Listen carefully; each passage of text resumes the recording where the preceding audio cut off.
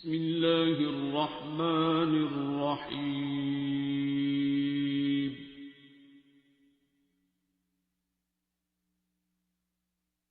الرحمن۔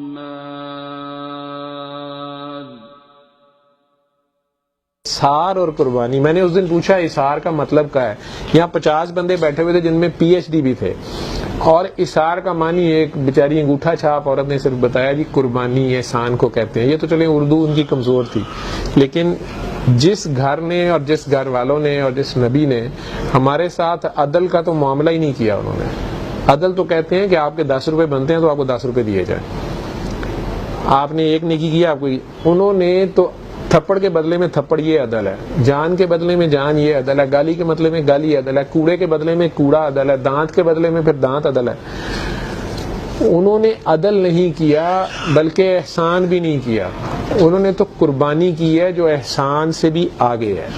تو حضرت اسماعیل کے دور میں دیکھ لیں کہ اگر اللہ سے معافی میں مانگتا ہوں اگر میں کچھ غلط بول جاؤں، تو حضرت ابراہیم علیہ السلام نے اگر یہ دعا ہی مانگ دی ہے کہ میری نسل میں سے وہ آخری نبی ہوں، تو اللہ تعالیٰ نے حضرت اسماعیل ہی کو مانگ لیا کہ پہلے اس کو چھری پھیرو۔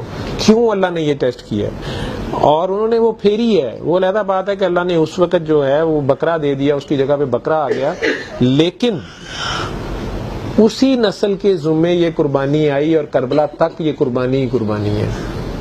اور انہوں نے اصل بات اس میں دیکھنی ہے کہ انہوں نے اس میں آہ نہیں دی، انہوں نے آہ نہیں دی، انہوں نے بد دعا نہیں دی، بلکہ نبی کریم صلی اللہ علیہ وسلم نے 2.5 سال وہ بچہ اپنی گود میں کھلائے ہیں حضرت ابراہیم، اور پھر وہ فوت ہو جاتے ہیں، انہوں نے ان کے لیے دعا نہیں کی کہ یا اللہ اس کی جان بخشی کر دے، انہوں نے اپنی امت کی بخشش کے لیے وہ دعا روکی رکھی ہے۔ آخری سانسوں پہ بھی کلمہ پڑھنے کا لالچ نہیں کیا، ان کا کلمہ ہی امتی امتی امتی امتی امتی امتی رہا ہے۔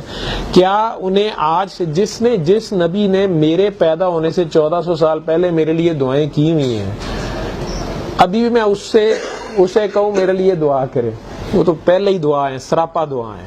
میں بے خبر ہوں، وہ باخبر ہے، ہم نالائق ہیں، 1400 سال سے نالائقی کر رہے ہیں، تو ان کے گھر والوں نے گھر سے اعلیٰ نسب کی قربانیاں اللہ کی راہ میں دی ہیں، یہ دین چل رہا ہے۔ ہم ان سے عدل کرتے رہے، نبی کی داڑھی پکڑ لی مسلمانوں نے، آپ کو عدل کرنا نہیں آتا۔ عدل آپ نے کیا کرنا ہے؟ ان کے ایک داماد جنہوں نے پانی کے کنویں لے کے بانٹے، اسی مدینہ منورہ میں قحط میں غلے کے منہ کھول دیے، اسی داماد کو وہی مسلمان جو ہیں وہ مسجد نبی میں 3 دن بھوکا پیاسا رکھ کے ذبح کر دیتے ہیں۔ یہ تو ہماری ہسٹری ہے۔ دوسرے داماد جن کی تلوار کی کمائی ہم کھاتے رہے ہیں، خیبر سے لے کے اور ہر جگہ بدر تک مالے غنیمت اور سب کچھ، انہی حضرت علی کو امامت کی حالت میں چھرا مارنے والا مسلمان ہی تو تھا، اپنے آپ کو کہتا تھا۔ تو یہ دیکھیں کہیں ہم ایسے نہ ہوں، ہمارے سے ایسی گستاخی نہ ہو جائے کہ ہم اپنے محسن کی شان میں گستاخی نہ کر دیں۔ ان کی شان میں تو گستاخی ہو ہی نہیں سکتی۔ پہلا پوائنٹ تو میرا یہ ہے، میں تو آج تک یہ سمجھا ہوں کہ چاند کے اوپر نہیں تھوکا جا سکتا، آپ جتنی مرضی کوشش کر لیں۔ تو جو ان کا غلام ہے ان کی شان تو نیچے نہیں ہو سکتی، جس کو اللہ نے بلندی دی ہے اسے کوئی کیسے نیچے کر سکتا ہے؟ لیکن ہمارے جذبات مجروح ہوتے ہیں نا، جب دوسری قومیں کوئی ان کے بارے میں بات کرتی ہیں تو ہمارے جذبات مجروح ہوتے ہیں۔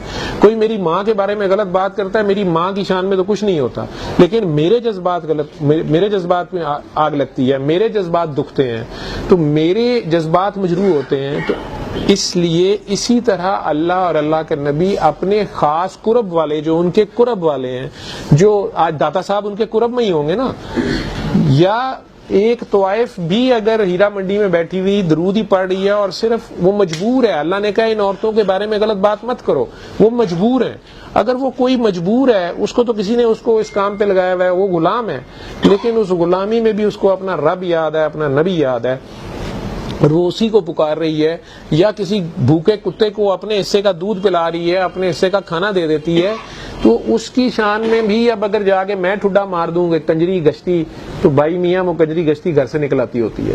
میرے کہنے کا مطلب یہ ہے، جب ماں اور باپ نے کئی بار اپنی ماں، اپنی ساس، اپنے قریبی لوگ، اپنے بزرگ جو گھروں میں سفید بالوں والے ہوتے ہیں، جو بہرحال اللہ کے کہیں قریب ہوتے ہیں، میں جب دیکھتا ہوں ایک ماں کو 9 مہینے بچے پیٹ میں رکھ کے جس تکلیف سے وہ پیدا کرتی ہے اور جس طرح اس کو پالتی پوستی جوان کرتی ہے، یہ عدل نہیں ہے، یہ احسان ہے، یہ قربانی ہے۔ اسی ماں کو جب آپ ٹھڈا مار دیتے ہیں یا ساس کو، تو اپنی اولاد آپ کے قابو نہیں آ رہی ہوتی۔ جس کو آپ سنی انسنی کرتے ہیں تو اب وہ بچہ آپ کو سنی انسنی کرتا ہے۔ جس کو آپ سمجھتے ہیں کہ وہ اللہ کا بندہ جو ہے جی، یہ کہاں سے اللہ کا بندہ ہو گیا، یہ مجذوب ہے، یہ فلانا ہے، یہ تو گندا ہے، اس کے کپڑے خراب ہیں، وہ اللہ جانے اور وہ جانے، وہ پتہ نہیں، وہ تو قربانی دے رہا۔ کئی ماؤں نے اپنے بچوں کی قربانی پیٹ میں دے دی ہوتی ہے، جس طرح بی بی مریم نے کی والدہ نے دعا مانگ دی کہ یا اللہ میرا بچہ تیری راہ پہ ہوگا۔ اسی طرح ہماری امت میں، سرکار دو عالم صلی اللہ علیہ وسلم کی امت میں ایسی بہت سی مائیں ہیں جو خود ہی دعائیں مانگ دیتی ہیں بڑی بڑی۔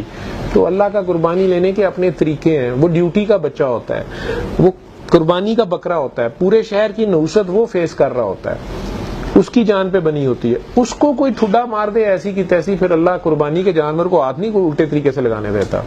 تو جو اس کے اوپر قربان ہوا ہوتا ہے اس کا وہ محافظ خود ہوتا ہے۔ اس میں پھر معافی نبی کریم صلی اللہ علیہ وسلم کی بارگاہ میں پیش ہو کے قصیدہ بردہ شریف سن لیں۔ یہ میں آپ کو کہہ رہا ہوں، آپ اس کو مذہبی طور پہ نہ لیں، ایک پاگل دیوانے کی بات سمجھ لیں، اس کی اختراع سمجھ لیں۔ میں کوئی مذہبی عبادت نہیں آپ کو کہہ رہا، میں تو یہ کہہ رہا ہوں کہ اس در پہ شرمندگی سے پیش ہو جائیں اور بس خود کو پیش کر دیں۔ گناہ گار بھی آخر بچہ کپڑوں میں پوٹی چیچی کر کے بھی ماں کے پاس ہی آتا ہے نا، تو ہمارے پاس تو وہی ہے، تو ان کے در پہ پیش ہو جائیں اور اس کو صبح دوپہر شام سنیں۔ یا فالج کے مریضوں کو پرٹیکولرلی ہم کہتے ہیں، یا آٹزم کے یا ایسے بچے، ان کے ماں باپ سنیں، وہ صبح دوپہر شام سن لیں، 7 دن دعا کر کے پانی پئیں۔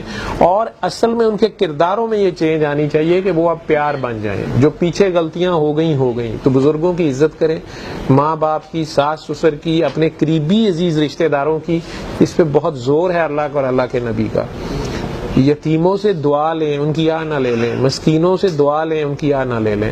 آپ اپنے عمل میں اس بات کا دھیان کر لینا کہ ہمارے کسی عمل کی وجہ سے بس نبی کریم صلی اللہ علیہ وسلم دکھی نہ ہو۔ یہ خود ایک گستاخی ہے، یہ خود ہی ایک گستاخی ہے اور زیادہ بڑی گستاخی۔ باقی وہ زندہ ہیں یا نہیں ہیں میں اس بحث میں نہیں پڑتا۔ جن کے نزدیک میں فوت ہو چکے ہیں ان کے لیے وہ فوت ہو چکے ہیں، جن کے لیے وہ زندہ ہیں ان کے لیے وہ زندہ ہیں۔ جو جیسے سمجھتا ہے اس کے لیے ویسے ہی ہے۔ اگر شہید نہیں مرتا، آپ شہید کو مردہ نہیں کہہ سکتے، تو صدیق کا درجہ اس سے اوپر ہے، تو نبی کا تو اس سے بھی اوپر ہے۔ میں ان بحثوں میں نہیں پڑتا، میرے جیسے یہ پاگل دیوانے کی باتیں ہیں۔ آپ علماء کرام سے یہ فیصلے کرا لیں، میں نہ ان کی شان میں بیان ہی نہیں کر سکتا، تو میں کیسے کروں گا؟ مجھے نظر ہی نہیں آتی، وہ شان ہی اتنی بلندی پہ ہے، تو میں اس میں کہیں بیان کرنے میں بھی کمی چھوڑ جاؤں گا۔ یہی گستاخی ہے۔ ان کے پاؤں سے اوپر آپ کی نظر نہ جائے، آپ نے ان کے قدموں کے نشانوں پہ چلنا ہے۔ ایک سنت پوری کرنے ساری زندگی میں کام ہو جائے گا۔ چل کے دیکھیں، آپ کو پتہ چل جائے گا کتنی بڑی شان ہے۔ 24 گھنٹے اس کے مطابق رہنا بہت مشکل، میں نے تو ابھی تک کوئی مائی کا لال نہیں دیکھا۔ وہ جو گستاخی ہو جاتی ہے اس میں شرمندگی سے اللہ کے نبی کے آگے ان کی محفل میں پیش ہو جائیں، وہ معافی لے دیں تو لے دیں، ٹھیک ہے؟ آگے اللہ جانے آپ جانے۔ میرے ذمہ بتانا ہے، میں بار بار کہہ رہا ہوں، میرے ذمہ بتانا ہے، نہ آپ کو منانا میرے ذمہ ہے، نہ یہ میرا ذاتی کوئی کمال ہے، نہ میں سائنس کے اینٹی بات کر رہا ہوں۔ جو بچے ڈاکٹرز بن رہے ہیں وہ بنے اور انسان بنے اور ہمدرد بنے۔ یہ بہت بڑی ڈیوٹی ہے، درد آشنائی، اگلے کا درد لے لینا۔ جب ہم لوگ کام کر رہے ہوتے ہیں ہمیں اس مریض سے بھی بیماری لگ سکتی ہے، ہمارے ساتھ مس ہیپ ہو سکتا ہے، اس کا اجر وہ صرف تنخواہ تو نہیں ہے، تو یہ کہ پوری قربانی کا راستہ ہے۔ جس طرح فوجی بارڈر پہ کھڑا ہے تو وہ اپنی ڈیوٹی کر رہا ہے، ڈاکٹر اپنی ڈیوٹی کر رہا ہے، آپ سب نے مل کے اپنی اپنی ڈیوٹی کرنی ہے۔ اسی طرح گھروں میں جو بچیاں ہیں، جو مائیں ہیں، جو بہویں ہیں، جو بیٹیاں ہیں، وہ اگر خوش اسلوبی سے سرکار دو عالم صلی اللہ علیہ وسلم کے جو ان کا اصل میسج ہے پیار اور محبت اور رواداری ہے، رفع و درگزر کا، اس پہ رہ کے اگر آپ آپس میں چلیں تو یہ دنیا ہی جنت بن جاتی ہے، آپ کا گھر جنت بن جاتا ہے۔ لیکن آپ ایک گھر میں ہی رہنے والے 4 بندے ہی آپس میں لڑ جھگڑ رہے ہیں تو کوئی باہر سے جادو نہیں کرتا، کوئی جن بھوت باہر سے شیطان کو آنے کی ضرورت نہیں پڑتی۔ جو ہماری آپس کی نفرت، حسد، کینہ، بغض ہے، یہی ہمارے نتائج دیتی ہے اور وہیں سے ہم پھنستے ہیں اور اگلی نسلیں پھنسی ہوتی ہیں۔ جس بہو نے اپنے سسر کی باتیں کی ہوتی ہیں کہ لو جی یہ بہت پیر صاحب بنتے ہیں، کیا ہے جی اس میں، یہ کوئی تماشا نہیں ہے، یہ ایسے کیوں کرتے ہیں، یہ ویسے کیوں کرتے ہیں، میرے بچے اصلی اسلامیات پہ رہیں۔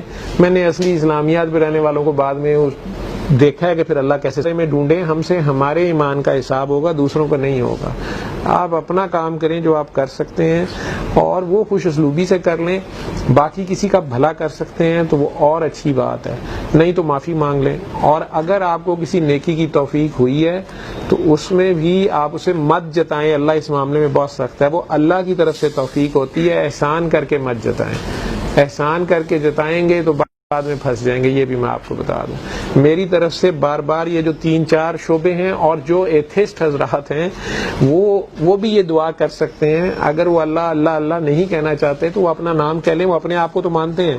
جو نان ریلیجن یا کسی اور ریلیجن کے ہیں, یا وہ یہ سمجھتے ہیں کہ میں شاید انہیں اپنے مذہب کی پرچار کر رہا ہوں. میرا مذہب پیار ہے, بے غرض پیار, سلامتی ہے میرا مذہب. نہ آپ کسی کو ڈسٹرائے کریں, نہ آپ کو کوئی ڈسٹرائے کرے. علم القرآن